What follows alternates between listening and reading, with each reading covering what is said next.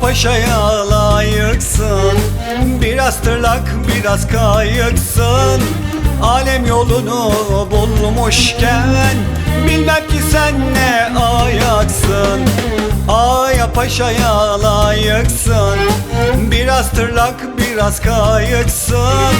Alem yolunu bulmuşken bilmem ki sen ne ayaksın.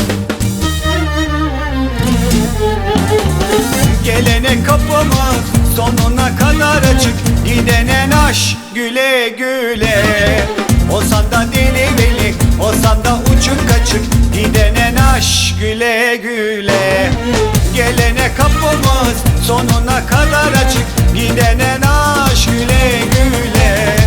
Olsan da deli deli, olsan da uçuk kaçık, gidene naş güle güle.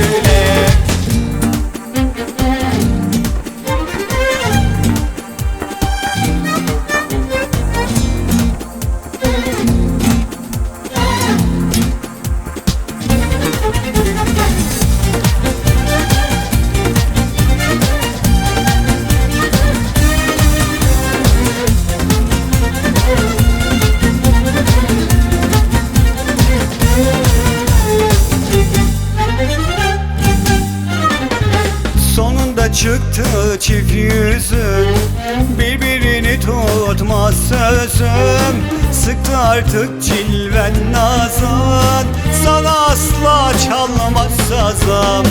Sonunda çıktı çift yüzün, birbirini tutmaz sözüm. Sıktı artık cilven nazan, sana asla çalmaz sazım.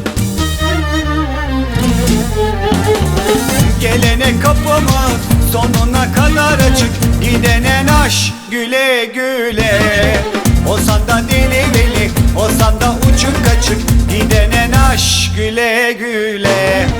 Gelene kapımız sonuna kadar açık, gidene naş güle güle. Olsan da deli deli, olsan da uçuk kaçık, gidene naş güle güle. Gelene kapımız sonuna kadar açık, gidene naş güle güle. Olsan da deli veli, olsan da uçuk kaçık, gidene naş güle güle. Gelene kapımız sonuna kadar açık, gidene naş güle